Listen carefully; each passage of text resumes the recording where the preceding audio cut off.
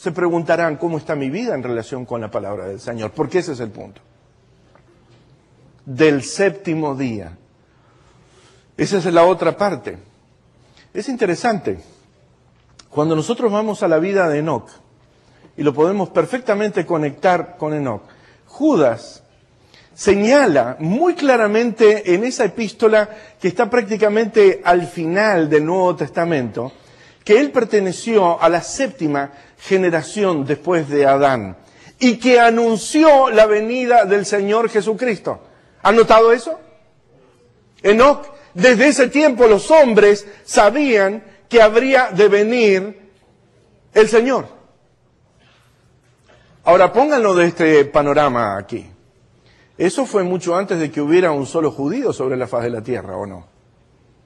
Eso fue mucho antes de que hubiera un solo católico sobre la faz de la tierra. Eso fue mucho antes de que hubiera un solo luterano sobre la faz de la tierra. Eso fue mucho antes de que hubiera un solo pentecostal sobre la faz de la tierra. Por lo cual, podemos decir que los hombres creían elementalmente en el descanso en el sábado, antes de que hubiera cualquier otro movimiento religioso, y tenían la esperanza de la venida del Señor mucho antes de que hubiera aparecido otro movimiento religioso sobre la faz de la tierra. Casi que podríamos decir, ¿eran adventistas del séptimo día? Mucho antes de que hubiera aparecido otro movimiento sobre la faz de la tierra. Eso es claro, es evidente. Y debemos compartir nuestra identidad. ¿Saben? Cuando nosotros pensamos en lo que esto involucra, déjenme concentrarme ahora en algunos otros aspectos.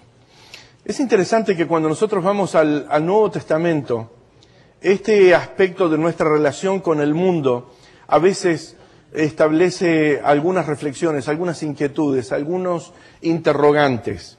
Y quisiera invitarlos a reflexionar en dos secciones, quizás tres, que nosotros encontramos en la palabra de Dios. La primera de ellas, ese texto tan conocido por el mundo cristiano, que de tal manera amó Dios al mundo. El mundo es el objeto del amor de Dios.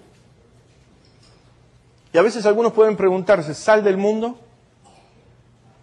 ¿Dios no ama al mundo? ¿Ama Dios al mundo? Yo creo que Dios ama al mundo. Yo creo que Dios ama al pecador y a todos, sin excepciones. Pero creo también que Dios quiere que abandonemos un estilo de vida viciado de error que está reflejado en la palabra de Dios con la palabra mundo. Y por esa razón nos encontramos con que en Primera de Juan, el capítulo 2, abran sus Biblias por favor, Primera de Juan, el capítulo 2, los versículos 15 al 17, dice, no améis al mundo, ni las cosas que están en el mundo. Si alguno ama al mundo, el amor del Padre no está en él, porque todo lo que hay en el mundo, los deseos de la carne, los deseos de los ojos, la vanagloria de la vida, no proviene del Padre, sino del mundo. Y el mundo, dice la palabra del Señor, pasa, y sus deseos, pero el que hace la voluntad de Dios permanece para siempre.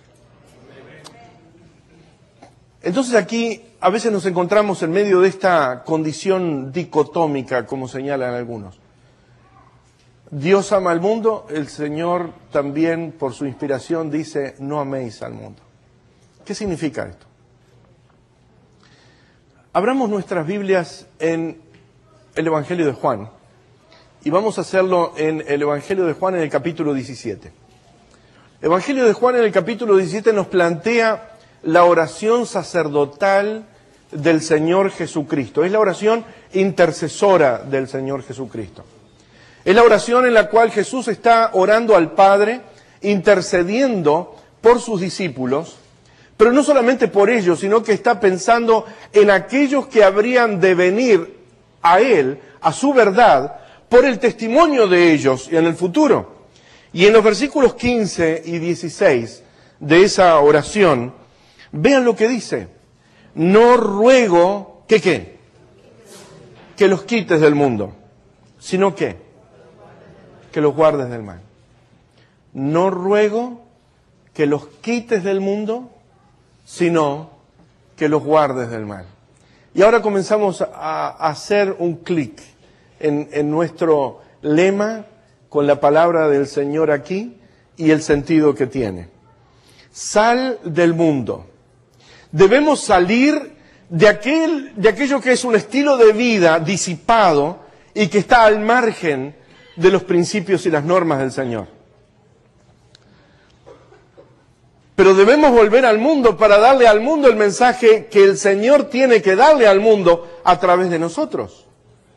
Y el mundo, en cierto sentido, es la única aula que el Señor tiene para enseñarnos nuestra relación con el mundo. Y en ese ejercicio de libertad que el Señor nos da, en ese ir para comunicar el mensaje de la palabra de Dios y regresar para estar en comunión con el Señor y tener fuerzas, en ese ejercicio transcurre nuestra vida cristiana y nuestra identidad. Nuestra vida cristiana debe estar en profunda comunión diaria con el Señor en este tiempo. Y debemos apartarnos de aquellas cosas que tiene el mundo y que contaminan y que asedian la mente, asaltan nuestros valores, degradan el plan y el propósito que Dios ha hecho para el hombre y definitivamente amenazan la misma existencia de los valores fundamentales de cada ser humano.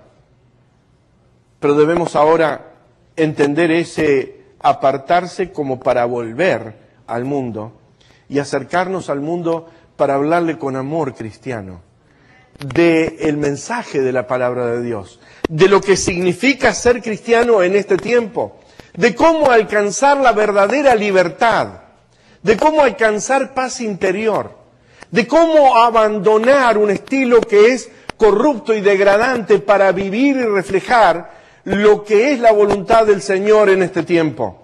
Y eso es lo que el Señor quiere que nosotros hagamos en este tiempo. Él espera que cada uno de nosotros refleje esa característica, tenga esa visión, comparta ese aspecto.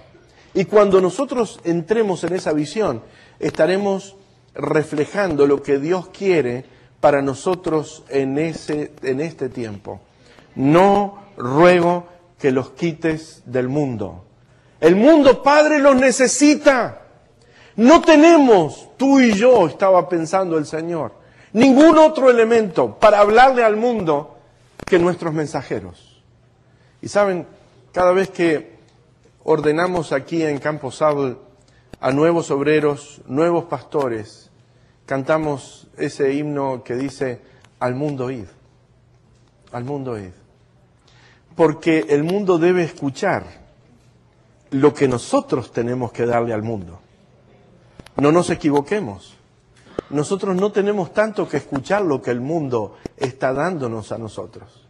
Hay tanta manipulación en los medios de información, hay tanta distorsión en ellos, que nosotros debemos entender que aquel que no ha manipulado su información, el único que no lo ha hecho, es nuestro Padre en los cielos. Y ha inspirado las Sagradas Escrituras para que nosotros demos esa noticia de Christian Media. Los medios de comunicación cristianos únicos son la palabra de Dios. Y eso es lo que nosotros tenemos que transmitir en este tiempo a una generación que se ha alejado. Ser una generación de jóvenes para Cristo significa tener el valor y el poder de levantar la voz y la identidad del Señor ante el mundo y decirle al mundo lo que el mundo tiene que escuchar, lo que el mundo necesita escuchar. Nosotros no debemos ser espectadores del mundo, debemos darle al mundo la cultura de Dios, el mensaje de Dios, la palabra de Dios y la salvación que el Señor tiene para el mundo en su palabra a través de nosotros como ministros de ese mensaje.